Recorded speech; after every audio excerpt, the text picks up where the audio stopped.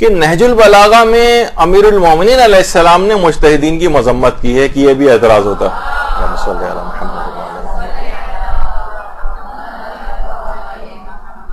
اور اس کے باقاعدہ اقتباسات نکالے جاتے ہیں، کوٹ کیے جاتے ہیں. وہ دیکھیے آپ، مثلا خطبہ نمبر 18 فتاوی میں علماء کے مختلف آراء ہونے کی مذمت میں فرمایا، جب ان میں سے کسی ایک کے سامنے کوئی معاملہ فیصلے کے لیے پیش ہوتا ہے تو وہ اپنی رائے سے اس کا حکم لگا دیتا ہے، پھر وہی مسئلہ بعینہ ہی دوسرے کے سامنے پیش ہوتا ہے تو وہ پہلے کے حکم کے خلاف حکم دیتا ہے.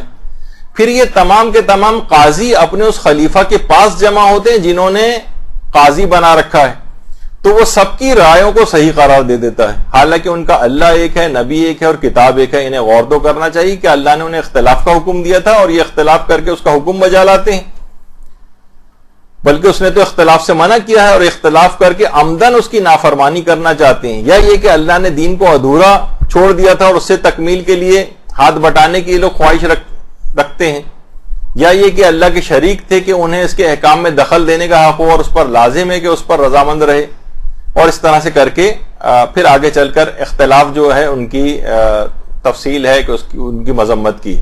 اب انہوں نے کہا کہ دیکھیے علماء میں فتووں میں بھی آپس میں اختلاف ہوتا ہے، تو اس لحاظ سے تمام فقہا کے فتووں میں اختلاف ہے، تو امیر المومنین نے نہج البلاغہ میں ان تمام فقہا کی مذمت کی.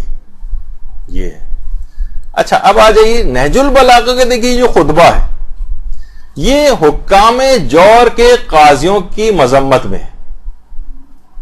ظالم حاکم کے جو قاضی ہوتے تھے، اصلاً یہ خطبہ جو نمبر 18 ہے یہ خطبہ نمبر 17 ہی کا حصہ ہے، اور خطبہ 17 جو ہے وہ غیر صالح اور بے عمل قاضیوں کی مذمت پہ ہے، جو اپنے غلط فتووں اور غلط قضاوت جو فیصلے کرتے ہیں اس سے لوگوں کی جان و مال و عزت و آبرو کو خطرے میں ڈالتے ہیں.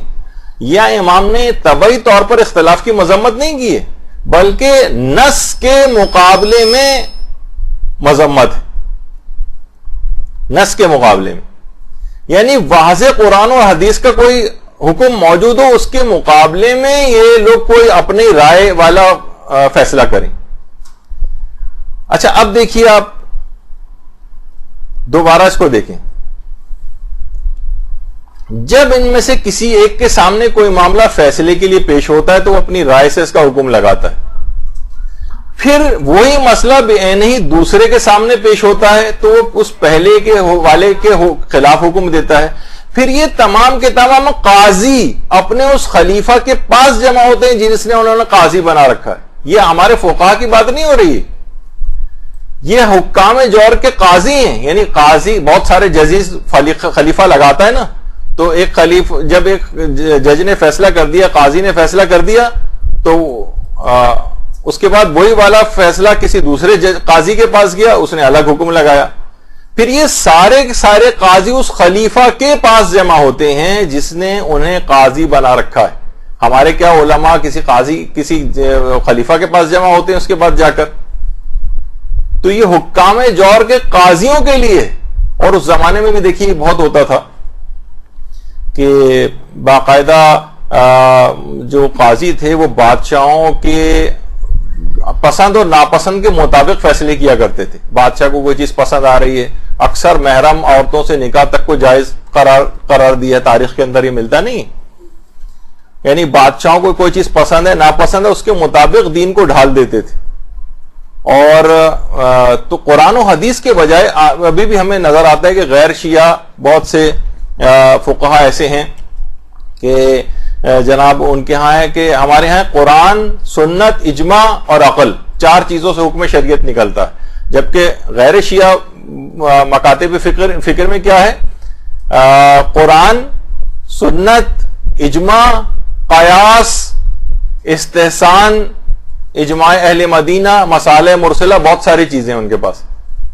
یعنی اس میں ایک ہے استحسان. غیر شیعہ فقہا کے پاس استحسان ہے. استحسان کے معنی یہ ہے کہ مجتہد کے دل کو کسی چیز کا اچھا لگنا، چاہے وہ صریحاً قرآن و حدیث کے خلاف ہی کیوں نہ ہو. یعنی اس کو بس یہ چیز اچھی لگ رہی کہ یہ والا حکم مجھے اس وقت بہتر لگ رہا ہے، تو وہ اس کے متعلق جو ہے وہ فتویٰ دے دیتا ہے. اس کے علاوہ مصالح مرسلہ بھی ان کے پاس ایک اور چیز ہے کہ جس کے اندر یہ کہ مثلاً نام نہیں لینا چاہتا، بہرحال ایک مسلمان فقیہ ہیں جو یہ کہتے تھے کہ اگر کسی پر شک ہے تو چوری کا مثلاً تو مار کے اسے قبول کروانا بالکل ٹھیک ہے، جس پہ پولیس والے سارے اسی پہ شاید عمل کرتے ہیں آج کل. تو بہرحال یعنی اب ہمارے علماء یہ کہتے ہیں کہ شک میں تو اس کو چھوڑنا چاہیے، شک کا فائدہ، کیونکہ ہو سکتا ہے کہ اس شک کے نتیجے میں آپ کسی بے گناہ کی پٹائی لگا دیں، جو چوری کے مجرم کو پکڑنے سے زیادہ ایک اہم بات ہے.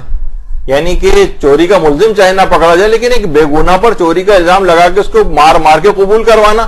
تو اس طرح کی بہت ساری چیزیں ایسی ہیں کہ جس میں اختلاف جو فتووں کا جو اختلاف ہوتا ہے کہ وہ قرآن اور حدیث کے مقابلے کے اندر میں فتویٰ دے رہے ہوتے ہیں، اور پھر جس حکام جور جس حاکم نے ان کو قاضی مقرر کیا ہو، جب ان کے پاس سارے قاضی پہنچتے ہیں تو وہ کہتا ہے تم سبھی کی بات اپنی اپنی جگہ ٹھیک ہے، مثلا وہ سب کو انڈوس کر دیتا ہے.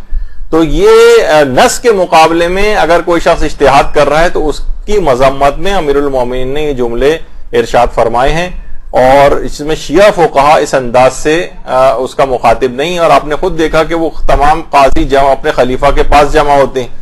تو یہ آپ کو اس طرح سے ٹکڑے ٹکڑے نکال کر سیاق و سباق سے ہٹ کر یہ تمام چیزیں آپ لوگوں کے سامنے پیش کی جاتی ہیں، اور اس کے بعد حکم یہ لگایا جاتا ہے کہ مجتہدین کی تقلید کرنا جائز نہیں ہے. ان کی تو دیکھیے امیر المومنین نے مذمت کی ہے، ان کی تو دیکھیے کہ خطبہ البیان کے اندر کہا ہے کہ امام زمان آ کے ان سے انتقام لیں گے. اور علامہ حلی کی جو کتاب پچھلی دفعہ ہم نے ذکر کی تھی اس کے اندر دیکھیے علامہ حلی نے بھی یہ لکھا ہے، جبکہ وہ علامہ حلی کے جملے ہی نہیں تھے.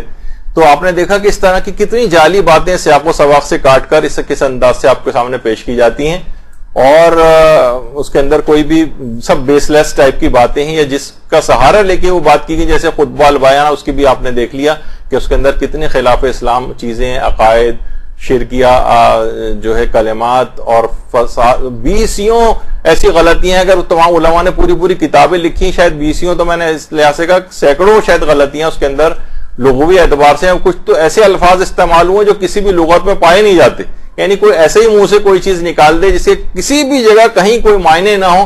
امیر المومنین کے فصیح و بلیغ شخص جو صاحب نہج البلاغہ ہے، اس سے بہت ناممکن ہے کہ اس طرح کے کلمات ان سے صادر ہوں. تو ان چیزوں کا سہارا لیکن فقہاء و مجتہدین کے خلاف ایک باضابطہ طور پر کام ہو رہا ہے، اور سوشل میڈیا پہ بیٹھنے والے دیکھ سکتے ہیں اس کو کس طرح سے یہی چیزیں لوٹ پھیر کر کے ان کے سامنے پیش کی جا رہی ہیں.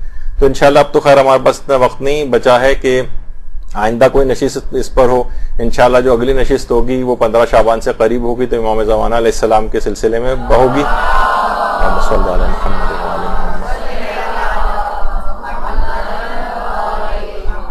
اور اس کے بعد استقبال رمضان کی گفتگو شروع ہو جائیں گی. رمضان میں رمضان کے مسائل ہی چلیں گے، اور عید کے بعد انشاءاللہ نئے موضوعات کے ساتھ پھر حاضر خدمت ہوں گے. وصلی اللہ علی محمد وآلہ الطیبین. برحمتك يا أرحم الراحمين وصلى الله على محمد وآله